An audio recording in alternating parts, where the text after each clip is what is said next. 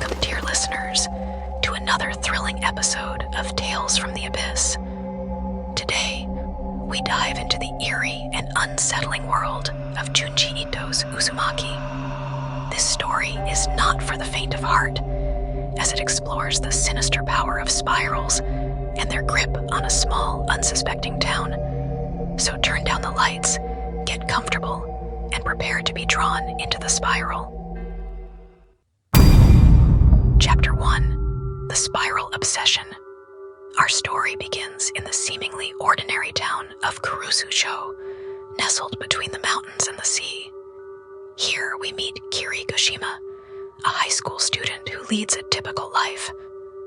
But beneath the town's serene surface, something sinister is brewing. Kirie's boyfriend, Shuichi Saito, is the first to sense it. He confides in Kirie, warning her about his father's growing obsession with spirals. Shuichi's father, Mr. Saito, becomes consumed by spirals. It starts innocently enough, an interest in spiral shells, spiral patterns in nature, but soon spirals into madness. He collects anything with a spiral shape, filling his home with these objects. His obsession becomes all-consuming, and Kirie witnesses the transformation firsthand. One day, she visits Shuichi's home and discovers a horrifying sight. Mr. Saito's body, twisted grotesquely into a spiral, crammed into a circular container. It's a chilling scene, marking the beginning of the spiral curse that will engulf Kurusu-cho. The death of Shuichi's father is just the beginning. The spirals have taken hold, and the town will never be the same.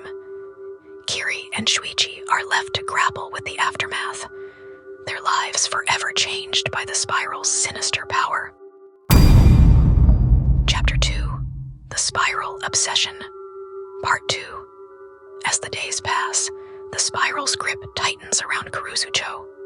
Shuichi's mother, traumatized by her husband's bizarre death, develops an intense fear of spirals. She becomes paranoid, seeing spirals everywhere, in her fingerprints, in the whirl of her hair, even in the food she eats. Her fear turns into a phobia, and she becomes desperate to rid herself of anything spiral-shaped. Her desperation leads to a horrifying act. In a bid to escape the spiral's hold, she mutilates herself, cutting off her fingertips and slicing her hair. But the spirals are relentless, and her efforts are in vain. In a chilling twist of fate, she too succumbs to the curse, her body contorted into a spiral as she takes her own life. The curse spreads, its tendrils reaching deeper into the town's soul. Kirie and Shuichi are left to grapple with the spiral's growing influence, their once peaceful lives spiraling into chaos. Chapter 3. The Scar.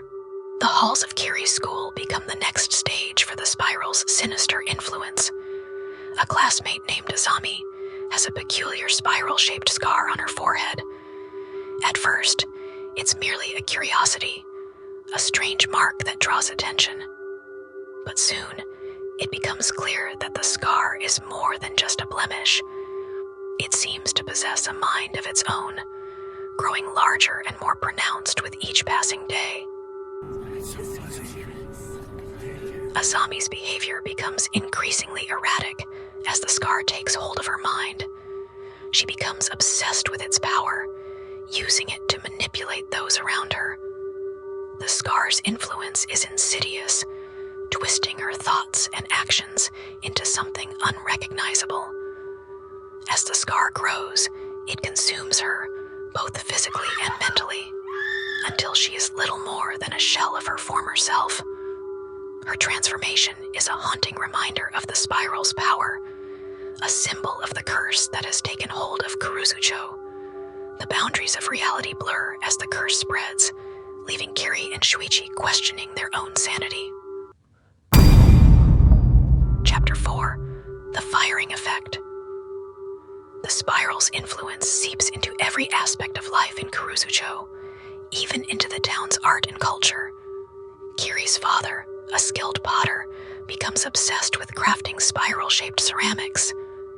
He is drawn to a peculiar clay found in a pond near the town, a clay that seems to possess a life of its own.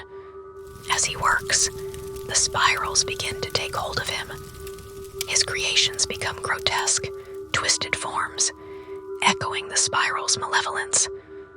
The clay he uses, sourced from the pond, is said to contain the souls of the dead, and as he fires his creations, the spiral's dark energy is unleashed. Kirie watches in horror as her father succumbs to the curse, his art becoming a conduit for the spiral's sinister power. The ceramics become more than just objects. They are vessels for the spiral's malevolent force, spreading the curse further into the town. Chapter 5. Twisted Souls. As the curse's manifestations grow more bizarre and horrifying, the townspeople begin to transform. The spirals take hold of their bodies, twisting them into grotesque creatures. Their limbs contort, their faces warp, and they become unrecognizable, lost to the spiral's grip. Kirie and Suichi struggle to comprehend the spiral's power, desperately seeking a way to protect their loved ones. But the spirals are relentless, and their influence continues to spread, leaving chaos and destruction in their wake. The line between reality and madness blurs as the spirals tighten their grip, drawing Kirie and Suichi deeper into the vortex.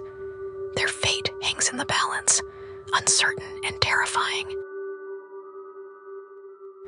And so, dear listeners, we leave Kurusucho for now, a town ensnared by the spiral's curse. But the story is far from over.